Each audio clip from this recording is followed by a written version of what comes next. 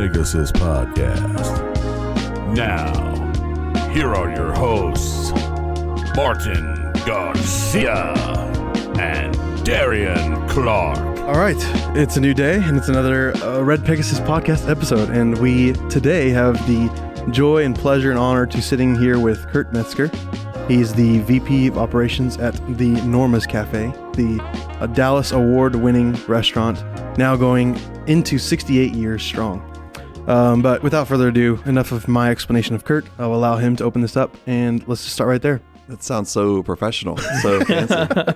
Thank you, guys. I'm certainly honored to be here with you, and I feel like there should be a whole bunch of super sophisticated people in line before me. But no, I appreciate it. Thank you so much. Awesome. Yeah. Well, no, we're just as honored to be here with you and getting the chance to have a conversation with you and just hear about your story and hear about the great Norma's Cafe and in the greater Dallas area. So Dallas staple for sure. Absolutely. Yeah. Absolutely. Mm-hmm. But without further ado, let's jump into your story. Just like whatever you want to share, however early on you want to go. Certainly. Let us get to know you a little bit better. Certainly. Mm-hmm. Well, again, certainly a privilege to be with you guys and doing my own research. It's super cool to see that y'all's deep dive on the Metroplex and finding the roots of the city, and Norma's Cafe is certainly one of them, as I've learned over the past 2 years. But I'm telling you, I was not just being humble when I said I feel like there should be a lot of other people in line to be at this microphone other than me. But I've been very privileged to work with some of the coolest and most respected mentors, if you will, my mentors, if you will, people in the Dallas restaurant business. And it started back a long time ago. It started back when I was a kid and grew up in a small town called Brenham, Texas, outside of Houston. The restaurant industry was very much in my blood back then. My family had a small restaurant in that area. And again, it was still not even on our radar at that time. I came up kind of in a unique way. As an adopted individual outside of the Houston area. I was adopted into a wonderful family. I think I won the adoption lottery, if you will. Was adopted by Roger and Tammy Metzger. And at the time, back in the 70s, Roger was the starting shortstop for the Houston Astros. Very cool. And nice. It was definitely the lottery for any adoptee. So we were in the restaurant. We were in a baseball family, and as much as we could, we would travel with them. Of course, I was a first infant and then a very young child, but I do have memories of the Astrodome. I do have memories when we were traded out to San Francisco. I've got memories of Candlestick Park, and of course, tons and tons of pictures at our home or their home in Brenham still. Of some pretty cool characters, everybody from Pete Rose to Willie McCovey, and everyone in between. His career came to an end relatively quick.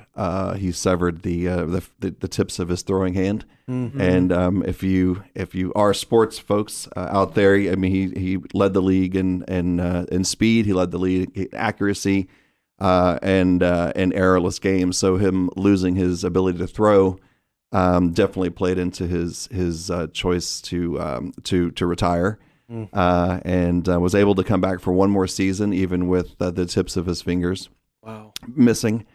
But I remember being what would I have been at the time, 5, and I remember being in our kitchen in our new home in Brenham and asking him when the tips of his fingers were going to grow back. Right. So as a child, you just don't know. Right. And so he humbly retired and put a decade in the major leagues. And so it was time to move on and do new things. So the next chapter was the restaurant business. And, it was a super cool thing for us because not only did, back then, of course, now knowing what I know about the industry, we look back at what was, and not to mention you're back in the 80s, so there certainly wasn't anything that was computerized, right? Yeah. And you're like, my goodness, what were we even doing? And I don't know if they ever made any money, but I know they made a lot of friends along the way, and they had that restaurant for 10 years. And to this day, our core of good, quote, family friends come from that era in the restaurant industry. Very cool. Wow. Yeah. What a story. Yeah, thank you for sharing that. I kind of have a twofold question to follow up. Sure. Yeah. Since the restaurant was in Brenham, did you have Bluebell? You can't not have Bluebell. I think it's like a mandate. Yeah. That's awesome. It's written in the city ordinance. You Yes, you have to exactly. serve it. And then I think it's no secret that I'm the sports fan of the podcast. Definitely. Martin loves sports too, but I think I carry a lot of the story and the statistics behind it all.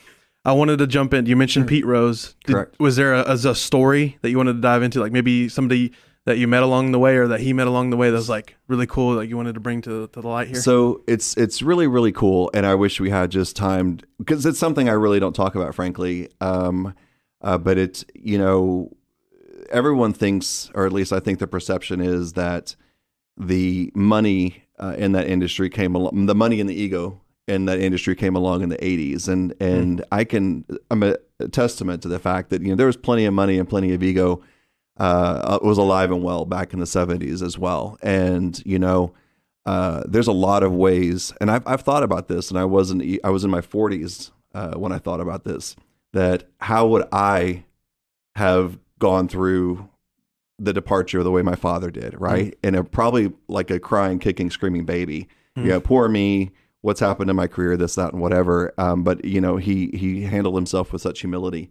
And so the talking about sports, talking about baseball was not his thing. He would be the guy, a lot of people out there would be walking around in their batting jacket or their logo, the Giants this or San Francisco that, and he doesn't. But the one person that my dad always speaks about with extreme, reverence, if you will, is Pete Rose. And they play. I mean, I've got pictures of them playing on the field. I've got actually a picture, and I say our fam at our house in Brenham, where I want to say Roger was stealing third, and Pete Rose is square on his back, going, or vice versa. I don't remember, but there's some really cool pictures. I mean, name it, Hank Aaron. There's a picture with my dad and Hank Aaron in the same play. So cool. I mean, everybody. Willie McCovey. Gosh, of course.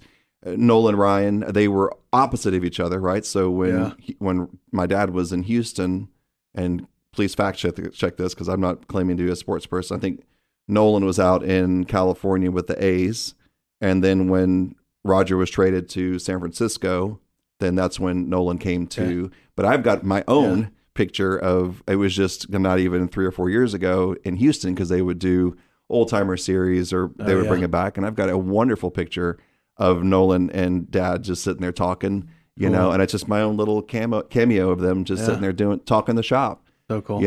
And it was a really cool era.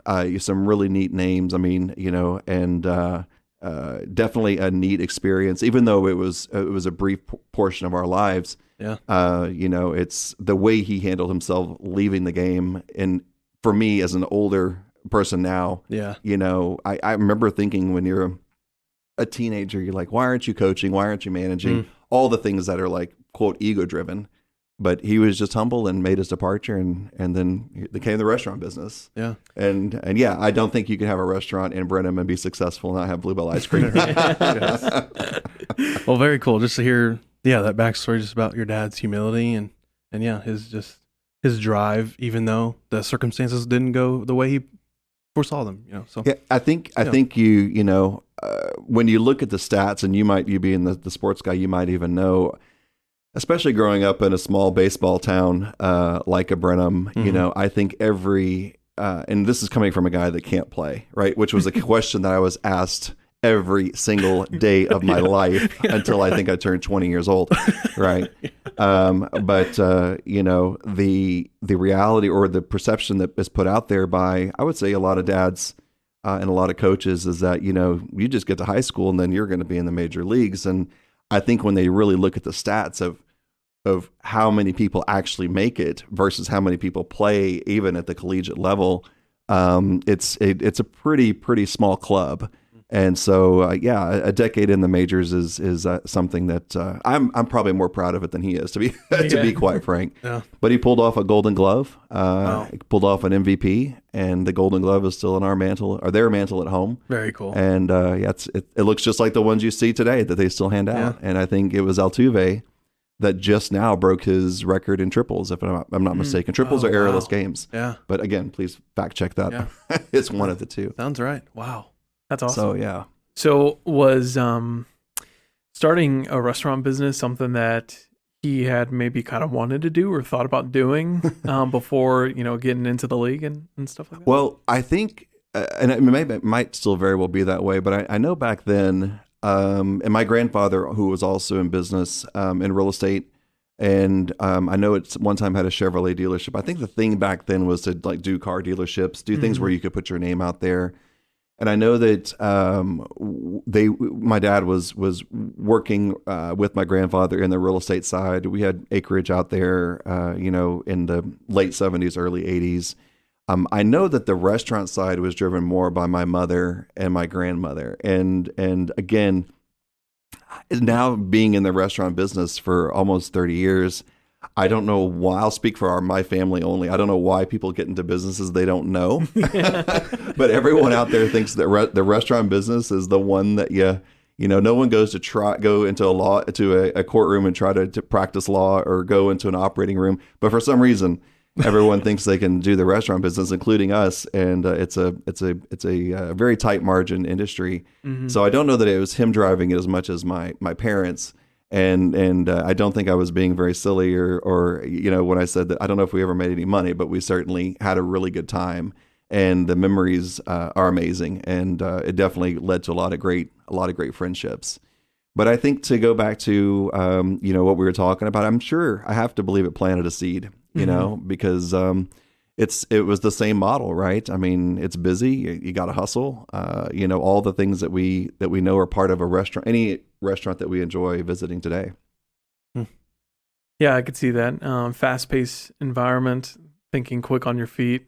You can kind of see the similarities between the restaurant business. But it's funny that you bring that up too, because I feel like that is something that everyone can thinks about, like growing up, like, man, you know what? We can open up a restaurant. We can open up a bar. Like, it's not that hard, right? You're just serving. We do this every day. We cook at home every day. I've heard it said from coast to coast. Yes, that's right. That's right. That's funny. So what kind of food was being served at the restaurant? So we did, it's really super funny too, or actually it's really cool to see. And again, you're backing up well now 40 some odd years. And back then, Brenham was its own little area, with a speed limit of 55 miles an hour between Austin and Houston, where it seemed like its own bubble. Now it feels like you can be in Houston in 15 minutes from Brenham. And frankly, with the growth of Houston and Austin as well, eventually, in my opinion, Brenham will be like a Frisco. It'll just be a stop on the freeway or the tollway or whatever. It's Highway 290 right now. And so what comes with that is more population and what I would consider now is a more perhaps sophisticated palate and a desire to be in that small town. So what I'm going with that is that now what my parents did back then was a cuisine that, yes, home style cooking, but also some what would be unique flair for a small country town.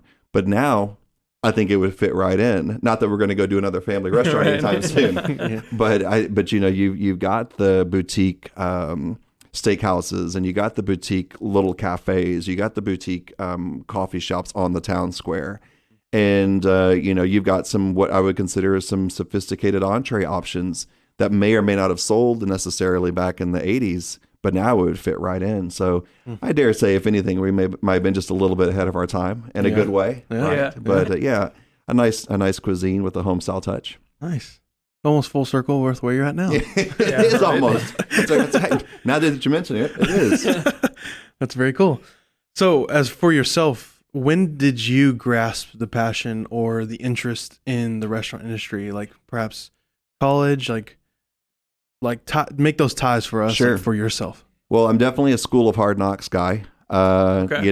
I got out of school as quick as I could, but I knew I had to do something, and I knew I obviously I knew in my instinct, I felt self-made and was in my blood, if you will. I originally, after high school, and knew that either a Houston or a Dallas was going to probably be where I landed on my feet. I started taking flying lessons. I started learning to fly planes, and just out of the little bitty airport we had it there in Brenham. And what I realized or found out was that the flight school I wanted to attend was in this place called Addison, Texas, which I'd never heard of, which we happen to be sitting in today, right? And so at that time, I had started working with Macaroni Grill. And again, this is early 90s, 93, 94, or no, excuse me, 94 to 95, but 94 for sure. And this, again, there's a guy going from Little Brenham driving into Houston off of 1960, and there was the Macaroni Grill, which someone could have told me that was the first location or the only location. I would have believed them. I didn't know any different. And so naturally, when I find out that Addison is a suburb of Dallas, and at that time was still, all it was the tollway, so it was still a distance away, but it also was the highest restaurant per capita area at the time. Mm-hmm. And now I'm learning that Macaroni Grill was a company owned by a bigger company called Brinker back then. Of course, all this is common knowledge, but again, for a young 19-year-old kid, who knew? So long story short, I moved to the Dallas area. I moved to Addison specifically and started working at the Macaroni Grill on Beltline Road, which is almost a stone's throw away from where we are, where we sit right today. Right. And while I fully intended in being a pilot, I think to answer your question, that's when I kind of got bit by the restaurant bug.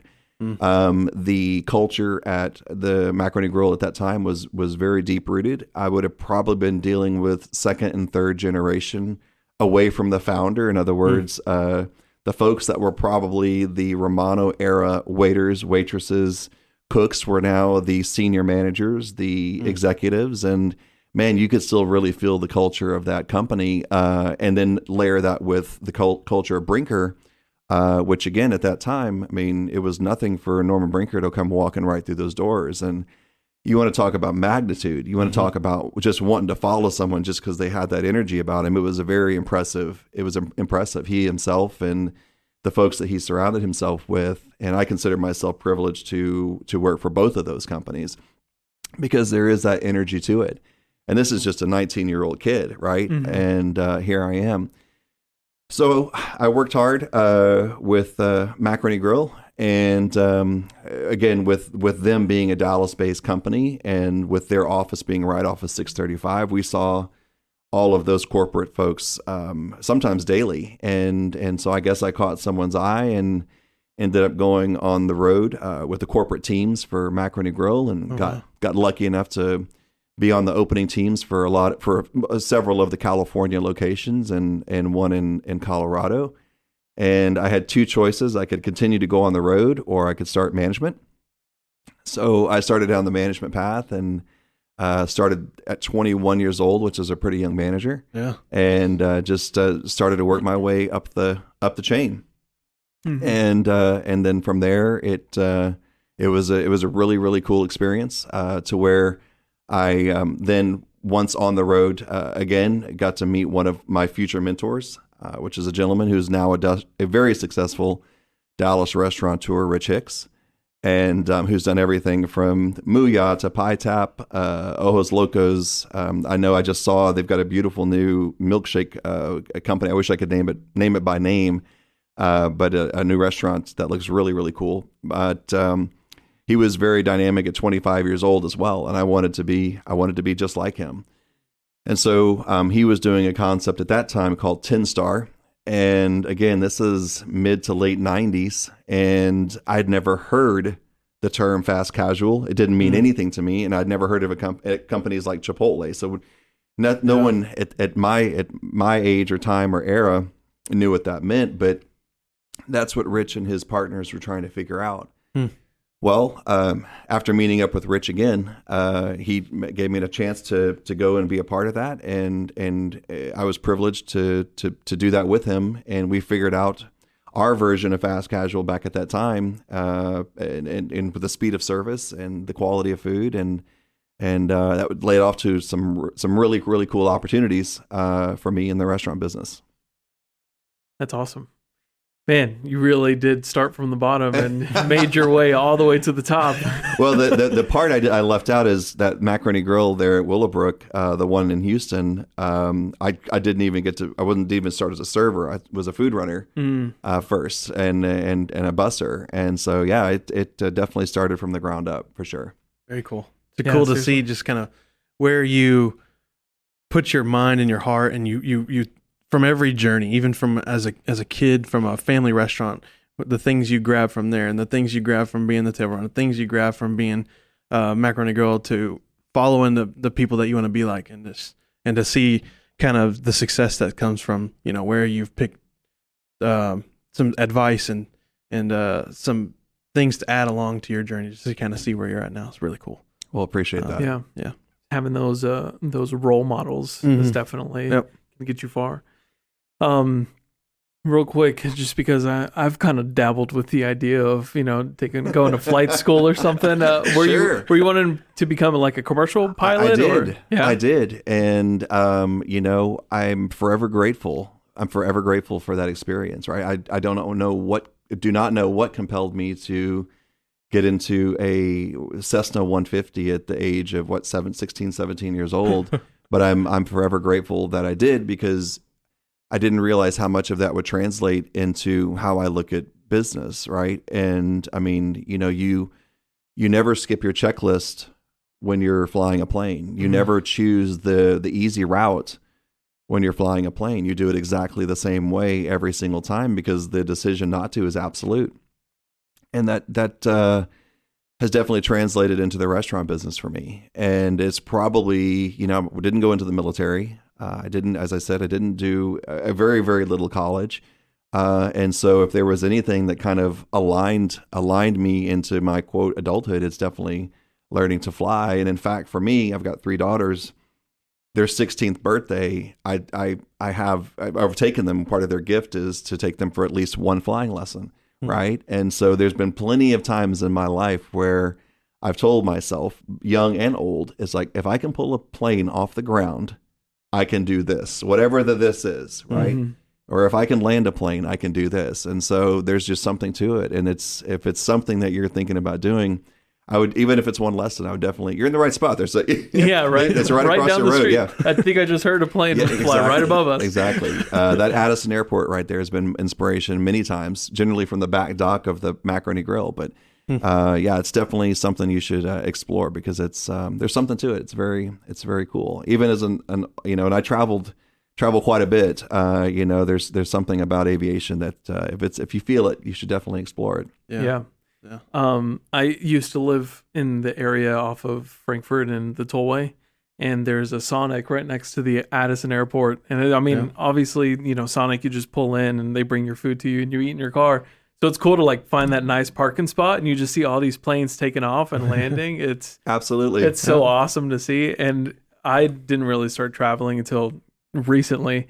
And I've always wondered, like, can I go into the cockpit? Can I ask if I can go into the cockpit and, get myself some wings or something, that the little kids do? Yeah, that's right. But that's really cool that you've done those flying lessons, and my birthday's coming up. So there you go. Who knows? I might have to take a flying lesson here pretty soon. Yeah. At the very end of that runway is a racetrack. Yep. And I would be lying if I didn't say I don't slow roll out of there and watch those wheels touch the ground. There's something to it. It's very special. Yeah. Very special. Yeah. So cool. And again, you took more things from that experience and you bring it into the restaurant. Absolutely. So cool. And also you have like a physical full circle here too. Right around this airport, right? That's right. It's I'm not sure if it's good or bad, but I've accomplished maybe a 0.6 of a mile in my 30 years of being in the Dallas Metroplex. So I'll decide if that's a win or a loss. I'm not sure. That's awesome. So let's dive into a little bit more Norma's gear. Sure. How did that come about for you? VP Operations, Norma's Cafe. Absolutely. Yeah. Well, I think that I've done a good job of highlighting some wins or some progress along the way. And I think it's only fair to say that, anywhere that I am, and as I've told, I think I've used the story now multiple times just this weekend alone, is that I've learned a lot more in the valleys than I have in the peaks. And so after working with Tin Star back in, again, now in my early 20s, I went and opened my own restaurant. And I did that via franchise with Rich, if I can speak. And I can tell you that, there's a lot of good fortune that came along with that, which was being able to raise the capital, finding an investment group, finding a piece of property, building it. But now looking back, a lot of life lessons were learned as well. But I can tell you that, doing that at a young age, speaking for my own ego, there was a lot of ego involved as well. And you learn a lot of hard lessons when you are, and it's not just an age, chronological age, but for me mentally, a lot of things came really easily for me in that process. And when things come easy, you think that, call it what you want, the Midas touch, the golden boy, whatever you want to call it. And what I've learned now, I'm pushing closer to 50 years old, is that generally when it gives that easy, it takes that easy as well. And so for me, after 2 years of having my own restaurant, it was time to close the doors. And you go from being the ego-driven Midas touch to a realist real quick. And in that experience, as I do speak about generally on a daily basis, you learn the value of the dollar very fast. And as I locked the doors for the first time on my little location, I vowed one way or another to help in any way I can restaurateurs, owners, franchisees, franchisors to capture, earn, appreciate everything that they earn through their business models. And I've been lucky enough to help people from coast to coast in doing so, and worked my way up the chain. I don't know that my desire or me getting wherever I've got in my career is my passion driven for myself or for others. But I know deep rooted, it's for a passion for others not to ever experience what I did, because it's a very difficult thing to close a business, right? And that's been my the fuel to my flame. And whether it was working for another great restaurateur in Dallas is Chris DeLander, who is with Snappy Salads. And I was privileged to be a multi-unit director for him, area director for him, and helping them, doing the best I could to help them drive financials. Or now with Norma's, which is an absolute iconic concept, and privileged to work for Ed Murph, who is another mentor that I'm just honored to work for. And they've had a lot of great success. It's really difficult to say let's go a different direction or even move remotely off course when you've been doing the same thing for almost 70 years. But what I've learned is that there's always ways to better tweak, to stay ahead of the curve. And again, it all comes from that experience of when I had my own. And as I learned from Rich, it's like running in front of a steamroller. You don't ever want to stop, because the second you stop is when you lose. And so that's what I've done. Is it isn't necessarily a bunch of trophies on the wall or on the mantle, as much as it is that failure. And that's really what it was that probably has catapulted me into where I am. And you can see around, I mean, we're not fancy. We're just here to not only get the job done, but do so with the same respect and the same appreciation for the guests that this company has had for decades. And that's a very unique legacy. And I hold and cherish being able to be at the helm of such a great company. But I would tell that with any of my teams, whether it's management or hourly, we're doing this together because it's beyond success. It's I feel like we have a local Dallas treasure, if you will, that it's ours to. It's really the guests, to be quite frank, and it's just ours to help manage to continue to deliver that same experience. Absolutely, that's good. So being the VP of operations for Norma's, a lot of people might go into a restaurant, they see the waiters, they see the cooks, they see the host.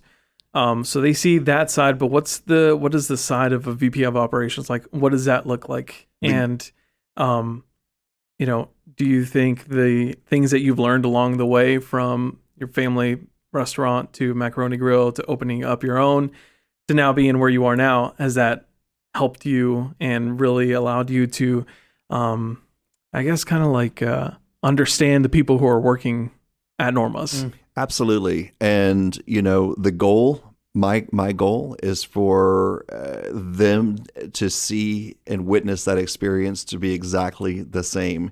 If I'm doing my job, then that means that if I'm in the building or not in the building, the experience is exactly the same. I've witnessed companies, I'm sure we all have one way or another, either on purpose or inadvertent, where the boss walks in and everything changes. And that's the last thing. That's the last thing that I ever want to do on any company, frankly. I wear the same uniform. We do the same things.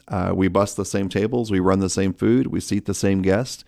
And I go back to what I would witness from a Brinker era, and I know that's what a Norma Brinker did. I know that he was not afraid to help in any way. I know that he was first off, he would do the same thing at our Macaroni Grill, but I know it was not uncommon for him to sit on the Chili's over on 635 and not in his office and just ask his guest how their experience was. Well, I feel if we can deliver that same type of culture with an equal iconic Dallas brand, then I feel like I'm following in the right footsteps or the right behavior pattern. So hopefully, if I'm doing my job right, there is no blip in the or ripple in the experience for the guests. We have a great Norma's experience. I want to enhance it, but I definitely don't have the desire to change it. And we've got these same servers, same cooks, some of the same management team that's been around for multiple decades. And as long as they're happy, they've got a home, and their regular base, their guests, if you will. All I hope to do is work in the fold of getting to know them, and I have had the pleasure of getting to know some of them, and some of the stories are absolutely amazing. It's really, really cool. Awesome. It's good to see the once again another full circle, right? Your family's business being a lot of the locals, everyone's become family, to now working at Norma's where everyone's family, everyone's a regular, and so it's cool to see that full circle there as well. One of the coolest stories I have, certainly, and I've got several, but one of them, and I don't remember why she originally called up, but it was an older lady. And I was on the phone with her, and we were chit chatting. She says, "Before I let you go, I want to tell you my story." This is her talking, and I'm an African American female, and I grew up in Oak Cliff, and I want to tell you my first story about Norma. And she said that she would go to the Normas there on Davis Street, our original location, which is still crazy busy, by the way. And Norma. This would have been back in the 50s and 60s in Dallas. And, as proud as we all are of our city, I think it's safe to say it was still pretty segregated back then. And Norma Manis did not care where anyone sat. And to hear this sweet lady now in her senior years tell me that how much that meant to her back then when she was a little girl, I mean, it gives me chills to this day. And I only hope we can continue to give, and we do, that same level of inclusion to each and every person that comes through our doors. But you talk about stories that'll pull your heartstrings, and that's just one of the many that I've heard in my 2 years with the company. People don't hesitate to pull me aside and tell me what the company has done for them, back to school supplies. I know that the Murphs are very generous people, helping with college, helping with anything. It's a really cool deal. And that's definitely part of the culture that this company has. And it's certainly, it's neat to be a part of, and definitely an energy and a culture that we'll keep alive and well. So before we jump into some Norma questions and everything, all the great things that you guys do, for anyone listening, like we like to talk to locals, especially people who are starting their own business, entrepreneurs, and have them on and talk to our listeners about the struggles, obviously, of starting their own business. But can you kind of give the listeners an insight of like what it takes to be a successful VP of operations and work for such a successful restaurant as well? Well, I will definitely go back to my simpler roots. I'll definitely go back and try to talk the talk. And anyone that is going to think about getting into their own business or start a business, it's start with a realistic approach of what you're going to do. And, I learned from my original investment team, we're not going to look at any good scenarios, only the worst case scenario, and really assess what you're getting yourself into, what you're getting your family into, know or try to find and appreciate the value of the dollars that you're investing in it, and then be prepared. And I've got to assume that translates to all businesses. I don't know. I only know the restaurant business. But be prepared, because it becomes another child, or it becomes another relationship, and it will require your time, it will require your energy, and it will require your effort. And as far as being in a senior role, I think it goes back to what I said a little bit ago, is that always remembering where we come from. Right. I don't express title. I don't introduce to my team, especially, or I don't think as guest either. Title never comes up. We're just part of the team. And I think that level of humility or humble nature, I think, goes a long way. I do my very best to say hello to every part of our team. And the dishwasher gets the same firm handshake as the executive walking in to have their lunch.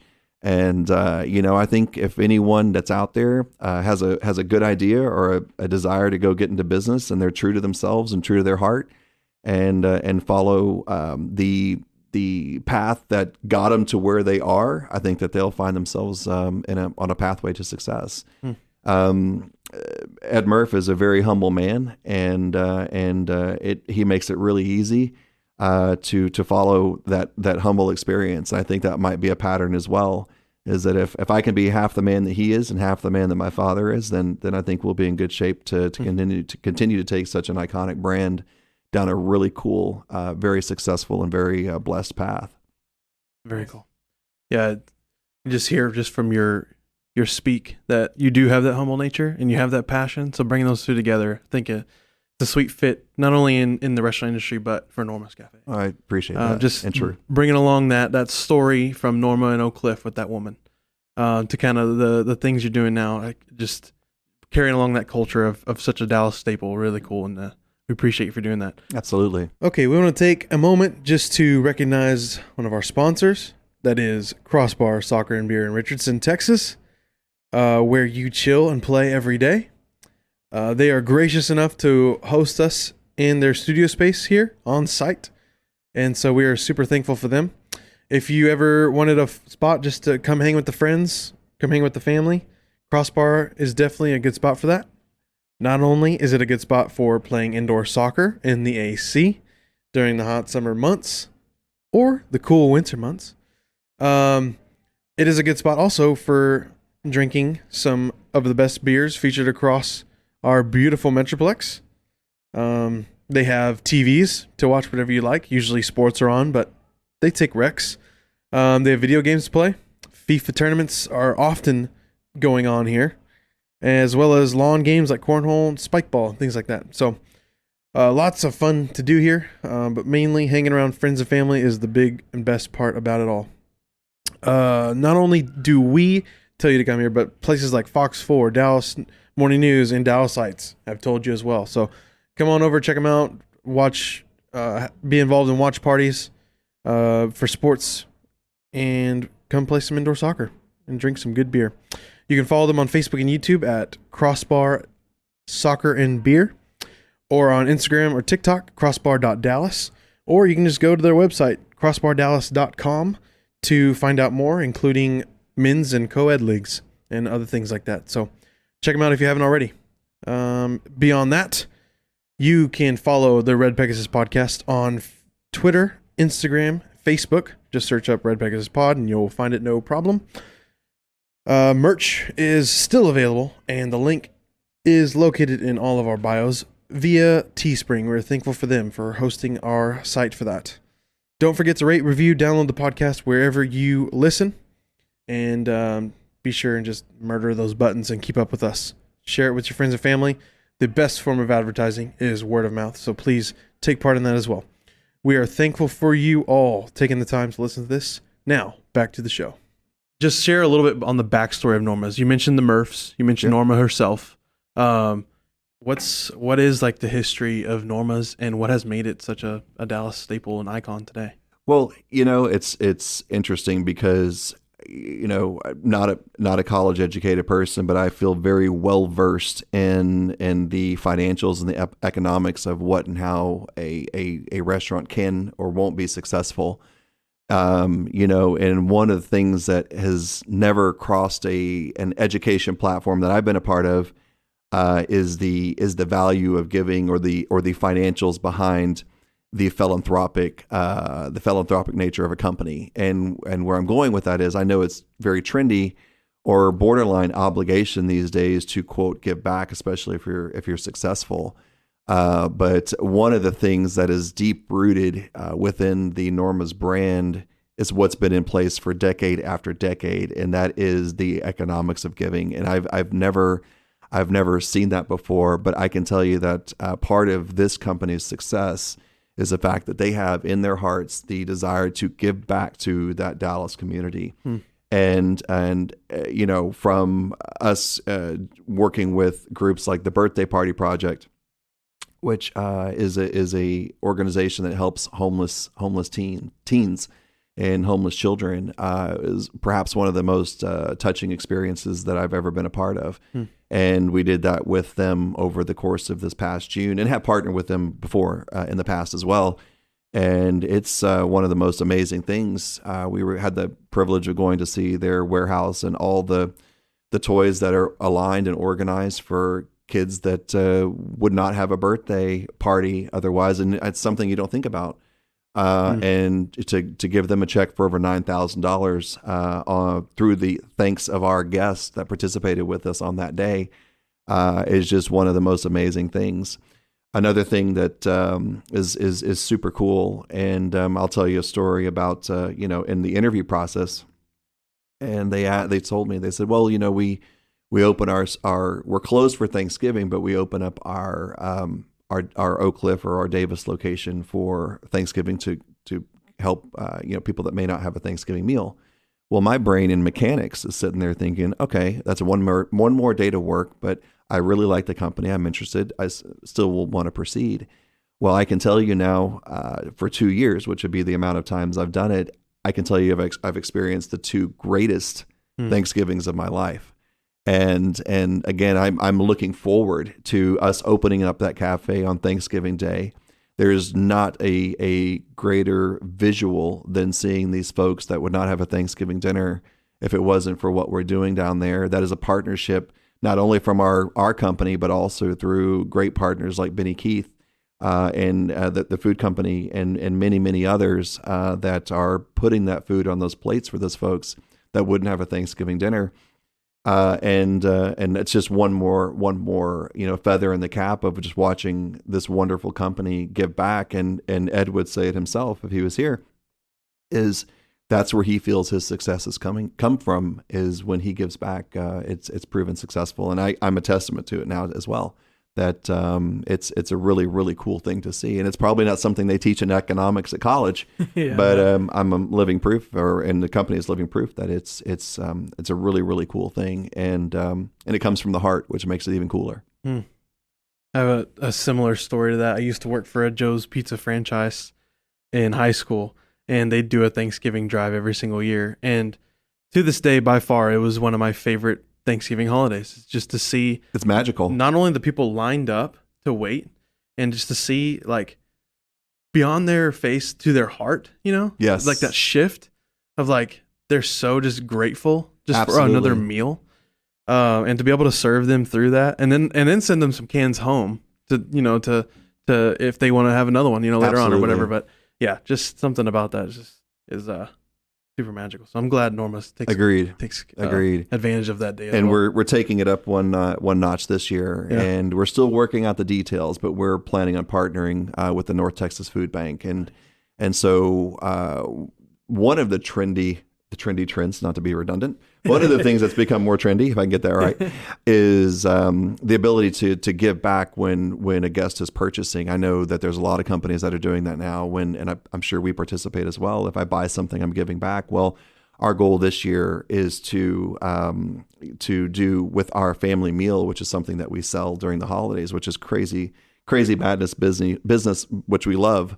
Yeah. We're going to now be partnering with the North Texas Food Bank. So when our guests are buying their dinner for their family, they'll be in part helping us donate to the North Texas Food Bank. So we're going to always find a way to continue to increase that. And I think I'm really, really, really excited to see what we can do this year to help the North Texas Food Bank, which has been a partner of ours for quite some time. So take it to another level this year. Very cool. Consider it a promo early on. Right. Make sure you go to Norma's first. Yeah, right. And if there's anything we can do throughout all that, please reach out. Let us know. Certainly appreciate that. We can absolutely continue to blast it up until the date. Absolutely. However we can help serve, we'd love to. Thank you. Yeah. Can you share some of? I guess you kind of already talked about this, but maybe if there's something different about it. But some of Norma's values that it holds and what it tries to portray to the community and its workers. Absolutely. Well, I do. I think you're right. I think we've touched on the biggest one that, it's the real deal. It's genuine. It's from the heart. Like I've said, probably a couple times. I mean, one of the things kind of shifting to the business side of it is, for quite some time, and I'm talking decades, the breakfast, lunch, brunch segment hasn't really been necessarily a thing. It's, you look at a company like Norma's and you would assume, well, the immediate competition would be a Denny's, would be an IHOP maybe. Well, that's really shifted in these last 3 years where now trendy restaurants are these brunch places, these breakfast places that are what feels like to me every single corner. Mm-hmm. And so, from a business aspect, we've had to take note as to who's out there because it's not 3 or 4 different more brands. We're talking 30 different brands, 35 different brands in the last 72 months, that are out there that, can very, very much make a difference and make an impact. And, you guys are much younger than me, but, there are no more Blockbuster videos around. There are no more Sears Roebuck stores around. You look at some of these brands out there that would have been, quote, perpetual staples that aren't on the planet anymore. And, that's where my business head goes into it and sits there and think, okay, well, all the feel good in the world, you still have to survive. All the feel good in the world, you still have to make it to the next round. I firmly believe that Norma's can be a 100-year company. I really do believe that. And how we achieve that is sticking to our grassroots, but evolving at the same time in the right ways. And I'll never forget, I don't know, 6 months ago, maybe a year ago, we were going through just a study of like, what's going on in the market. And this guy presenting to us was like, well, this particular concept coming to town, they've really got the cornerstone on retro. They've really got, and it's a 5-year-old company. I'm like, wait a second. I said, we're retro. We were here in the 50s. We were here in the 60s. Our stuff isn't fabricated. It's the real stuff. It was really around. Yeah. And when we take a look to see, now granted, not all 5 locations were here, but when you sit there and think about the original location, I mean, it was around before the Kennedy assassination. It was around, before the moon landing. I mean, and so my goal has been to kind of to encapsulate that, if you will, or to remind our guests that. And so as we're refreshing the locations, you'll see in each location, they're still under construction, or if painting is construction, but we're building just like your cups that you're drinking out of. I mean, we're building out murals that are not only, getting a nice, beautiful picture of that original location, but then making it localized to each area in the city to say, yeah, this is who we are. We are that Dallas-based brand. We're not managing this thing from Florida or California or Colorado. We're the real thing. We've been through thick and thin with the Metroplex, and we're part of that deal. So, it's that evolution and then with kind of looking back, but also moving forward. And while we have no intention of touching the menu because we know we're that place for that home cooking. It's what and how we can evolve, right? And whether it's technology, whether it's entering the online arena, the third party arena. And what's been super, super cool is I know we've connected with people that had never heard of us before. And I know that because they've emailed me or left me feedback that we have new Norma's guests that have never touched foot in our building. And that's kind of a neat thing, because had we not taken the step in the technology world, or the technology side of the industry, we wouldn't have them, or they wouldn't know us. Mm-hmm. So being creative and being innovative while staying close to our roots of who we are. I love That's that. awesome. As a frequent flyer at Norma's, I can see that too. Like I walk in there and it feels like home, but you also see the proactive steps they're taking to take necessary change and stay not above and beyond, but next steps to staying, at status quo with the game per se, but not going too far out of its Absolutely. So I love that, and I appreciate that, and not to mention the murals and even the Pegasus that you have in a couple of stores. I love that. You gotta slide that in there. That's right.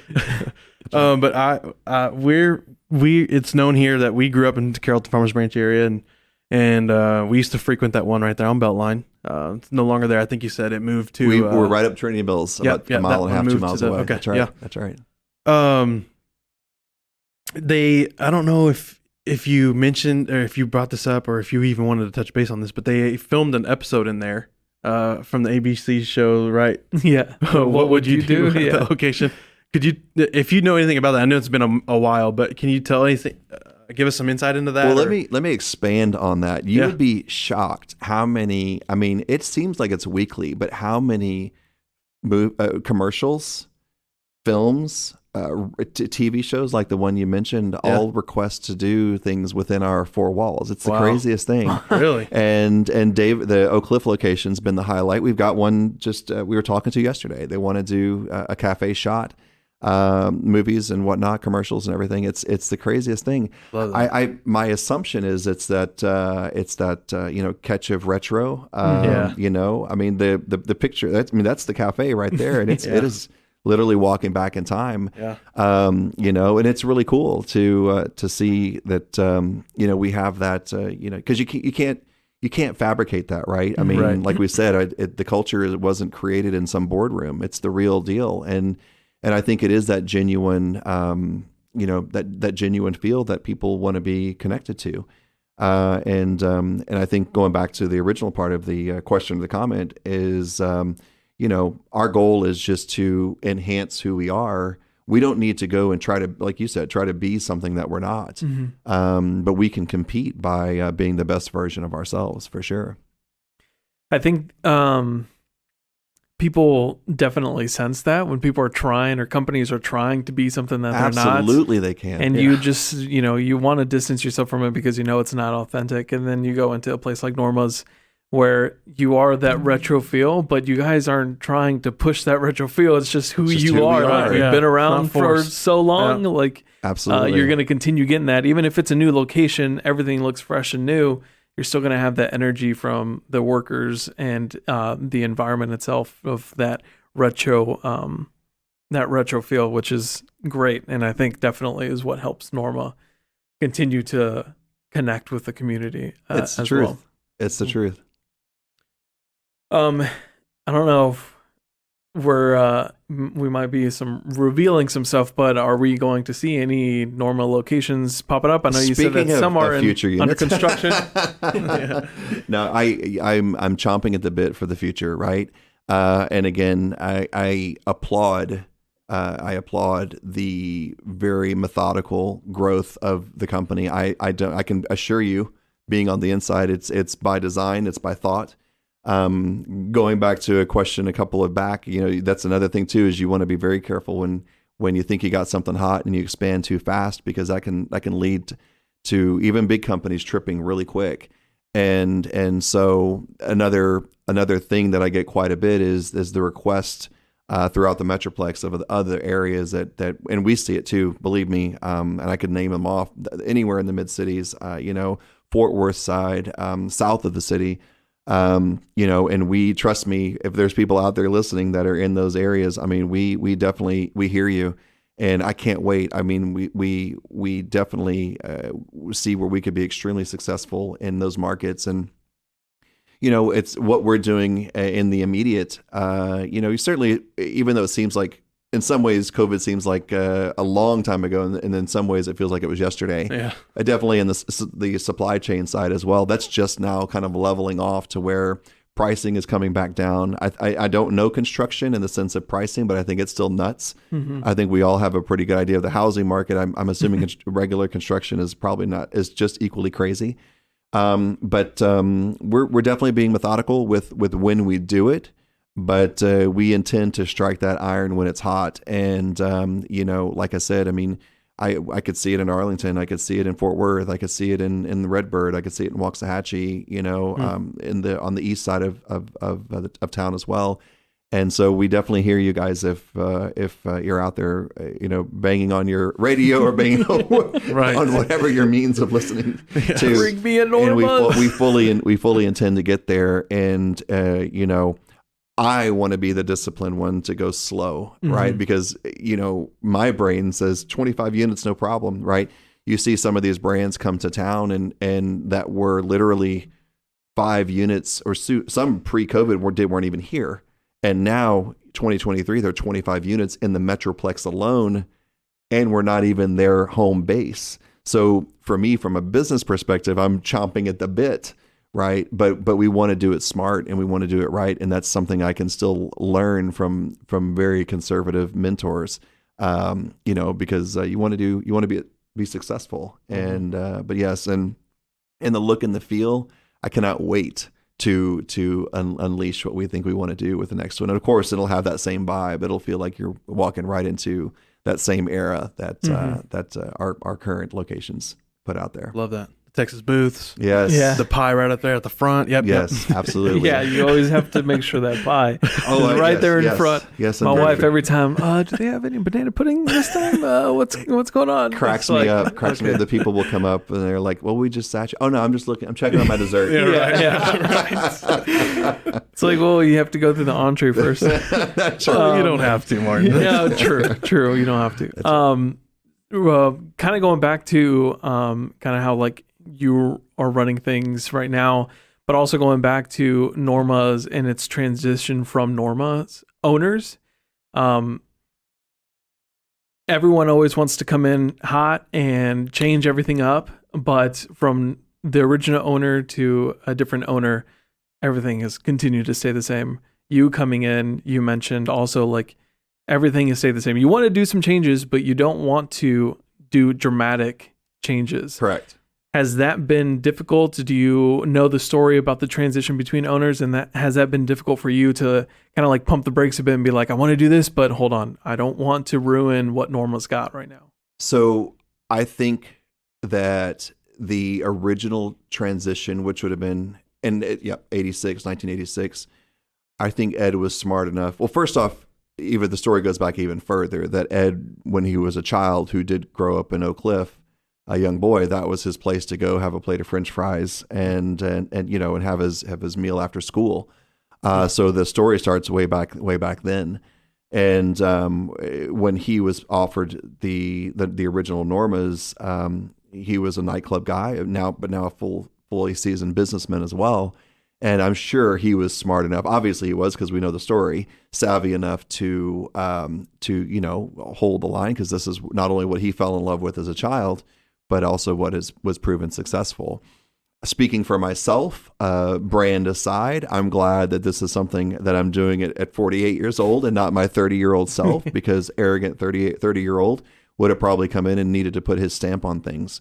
And that's a lesson I think that business people sometimes learn and sometimes don't learn, right? I do think it's important, and I know I've said it multiple times, but I'll say it again, that to check the ego at the door and recognize what our guests appreciate about the brand. Do I think over time, if we're going to be a 100-year company, will there be evolution? I think the answer is, of course, probably yes. But we're also smart enough to know that I learned from a mentor, and I wish I knew who it was, because I would tell you, give them what they want, right? Give them what they love, and so we definitely will stay on that path. And my goal is to enhance, not to change. And I think there's a big contrast between those two. And I do think that there are leaders out there, or people in position, whatever you want to call it, that do need to, quote, change just to change so they can establish where their timeline, if you will. Well, I want to enhance. I want to make the experience better, in some ways faster, in some ways more personable, frankly. I want to capture new audience, which I feel like we've done through third party, but third party guests don't offend folks that want to sit in a booth for 3 hours, which we still have those as well, and my goal, it's a very thin line, and I think it does take a lot of thinking to make sure we do it right. And, we've done very little change to the menu, and that's kind of the goal. We've got a nice, very heavy steamship going in a really nice direction, and there's no reason to change course there. The food is exceptional. It's wonderful. It's enjoyed by a vast audience. The demographics from a Frisco market all the way down to an Oak Cliff are the full spectrum, which we love. Every walk of life, from the janitor to the CEO. And we're going to continue to do our best to capture them. So enhancement is the way I like to look at it, as opposed to change. Nice. Very cool. And you don't let the egos and zeros get in the way. That's right. Love it. Yeah. That's right. We try to. Yeah, right? It's a daily check, right? Sure. Yeah, exactly. Yeah. It's a daily check. Very cool. Awesome. Well, we want to end it here, Martin? Yeah. Got anything else? Is there anything else that Norma's doing for the community? You've mentioned the birthday project and Thanksgiving. What are some other things that you guys have coming up or on the horizon? Well, I will say we are ramping up, if you can believe it. It's probably not 100 degrees today, but it was just 110 3 days ago, right? Yeah. We're already in full holiday mode for us, which I guess is smart. Maybe not on the promotion side yet, but all those pictures are taken. All the planning is ready to go. For me personally, or from the business side, but I guess me personally as well, I hope that we can make this North Texas Food Bank partnership, which will be new this year, a huge success. The ability to continue to drive business through giving back is a newfound passion of mine, and I'm really excited to see what we can do. We are working on an app. Knock on wood. Norma's will have. Okay. I know. Don't fall out of your chair. Norma's will have its own app here soon enough, and nice. I cannot wait to get that out to our guests. I think, just like we experienced with the online third-party world, I think that the Norma's guest is more savvy than we may think, and I think it'll be very well received. So we've got some new retail looks that we're going to hopefully be launching here soon. So all right, eyes are on the future, and eyes are on success for our future as well. Very cool, awesome. You give me some rewards points to that app. Get some free pie or something. Everyone may be eating free, right? As much as we see the same people. No, we're excited. All right, we want to end it. We usually end it with our guests with like, what's something that you love about Dallas? But we're going to kind of switch gears here. Sure. Because obviously what we love about Dallas is Norma's. So within Norma's, what is like your perfect seat and what is your perfect plate? Sure. Like based on all the locations, what are you getting? Sure. Well, my perfect seat, I'm an Italian, so it's got to be a seat in the corner, right? Wherever I am. Yeah. Now, my perfect plate, I think if it could be, quote, Thanksgiving or the holiday, and I'm not just pushing it because it's coming up, but I could eat Thanksgiving every day, or I could eat turkey and dressing or chicken and dressing every day. So my go-to plate is our chicken and dressing. It's excellent. It comes with lots of food. I love giblet gravy. The fact that, and it's so freaking popular, right? Even it can be 100 degrees outside and people are loading up on chicken and dressing, and I'd be right there with them. Now I'd be 400 pounds if I did that. Right. But definitely my go-to plate for sure. Awesome. And then what's you getting for dessert? Oh, my dessert, any of the Mile High pies. Okay. You can't go wrong. Yep, it's cool. It's not only cool to eat, but it's really cool to watch them. Those ladies, men and women, but those guys back there have been making those things for years. They could do it with a blindfold. Yeah. And awesome. They're back there making those pies. Very cool. That's awesome.